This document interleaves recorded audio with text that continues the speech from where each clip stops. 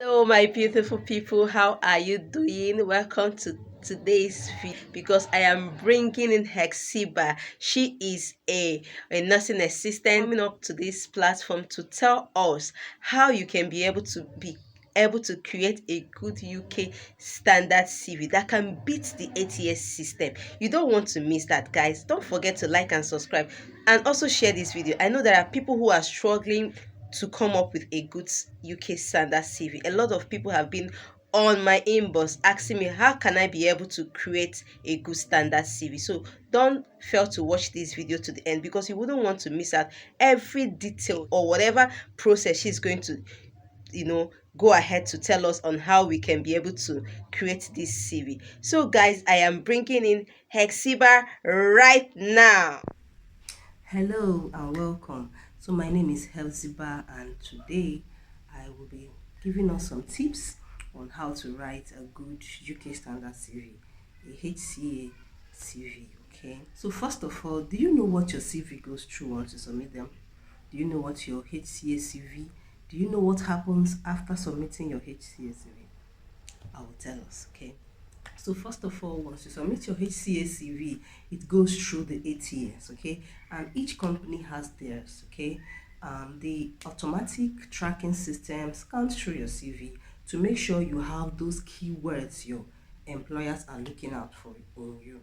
Okay, they want to know if you actually fit in for those roles. Okay, they want to know, like, some mostly they look for someone that can actually care for an elderly person. Okay, dementia care, so they want to know if you can, if you've done it before. Can you actually care for a dementia patient?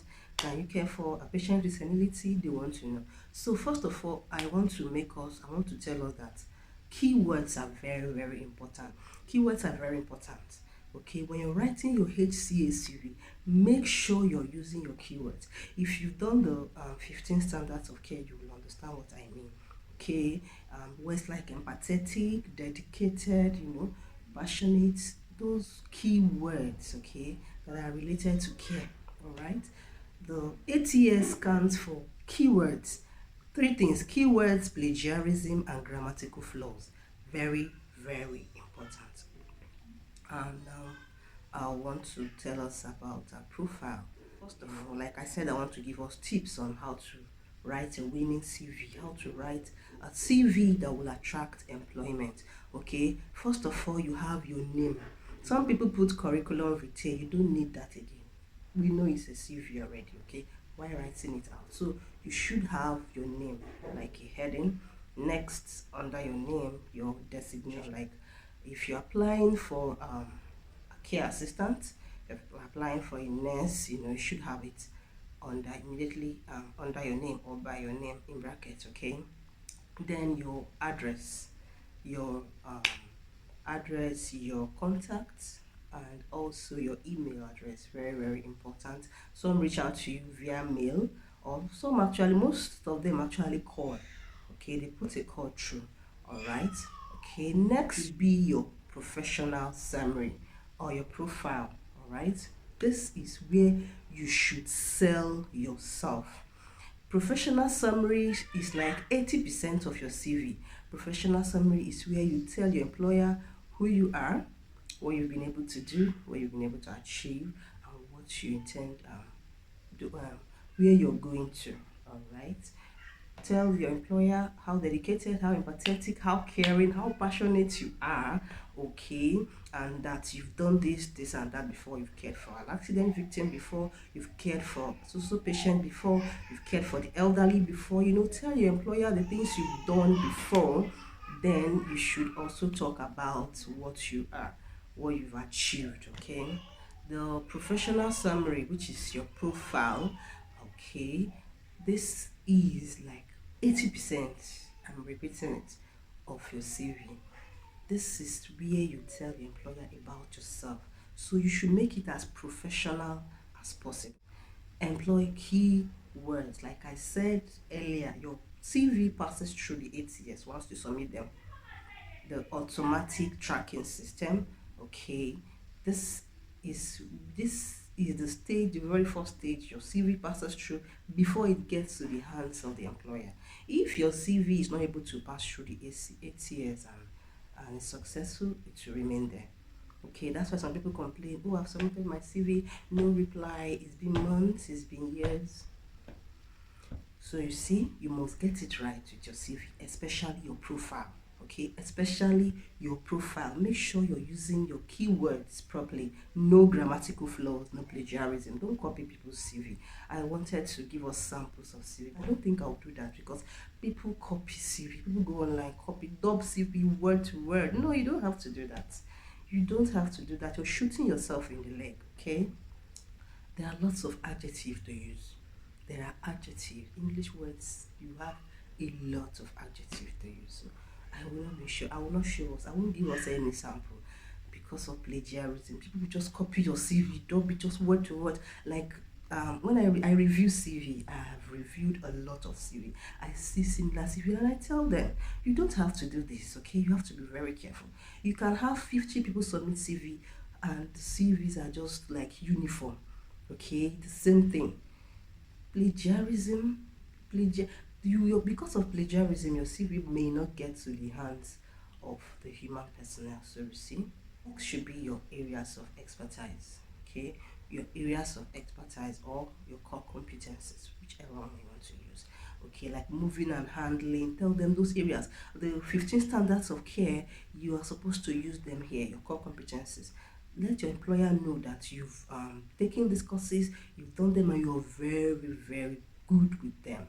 Okay, competent, that's you're very, very good in these areas. Okay, so after your areas of expertise or your core competences, next should be your professional experience. Now, your professional experience should be arranged chronologically. Chronologically, because it should your most current experience should be the very first experience. I've come across a lot of series. People arrange from maybe the very, very first work they did that is not even related to care. You're supposed to use those words, those just the if you've worked in two places that is related to care, I think that's okay. You don't need, try as much as possible not to add those work experience that are not related to care. Though you can add like one or two. Okay, you can add like one when you have maybe you've worked in a hospital, you've worked as a carer in like two or three places. I don't think you need that teller role again or that customer agent role. You don't need them again. Okay, you need to just add those areas, those work experience that are related to care. Okay, but in a situation whereby you have just one experience related to care and you worked as a teller, customer agent, okay, you can bring in, they can just put in one, then add your experience that is related to care. All right, so and also ensure that your experience is written, the very first experience is written in the present tense. Make sure that your responsibilities, the responsibilities under this current experience should be written in the present tense, not past tense, in the present tense. Okay, and remember chronologically the very current one followed by the one you had last, then like that. After your experience comes your educational status. Use educational summary, educational history, educational background, whatever, your educational status. Okay, next should be your certification. Now your educational status is the education you got, the one you got in the school, in a real school. Your educational status is the one you got in a real school, like your BSc, your masters, the one you did in a real school. Then certifications are those courses you did online. Okay, the ones you did online should come under certifications, like 15 standards of care. Okay, those courses you did that you didn't really go to a real school to get them, those ones should come under certifications. And you need the certifications that are related to care. The ones that are not related to care, you don't need them in your HCA If those certifications are not related to care, you don't need them in your HCA Let's limit them. Limit your certification to those ones, the 15 standards of care or any other one like this MVQ.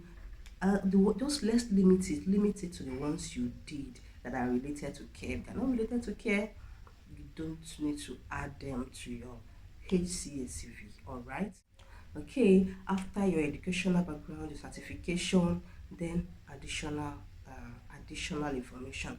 Maybe you want to tell your employer about your IELTS, your driver's license, your TB test. Those ones should come under additional information. Okay, I hope I've been able to help. Okay, a quick summary. I said, first of all, your name. Okay, your name, like a heading, followed by your designation. Care assistant, that's the role you're applying for. Okay, care assistant should be in brackets. Okay, directly under your name or by the side. Okay, then your address, your contact address, your email address, your LinkedIn optimization if you have. Okay, and make sure your phone number, okay, is also there. Next is your professional summary or your profile, whichever name you want to use. Make sure it is professional.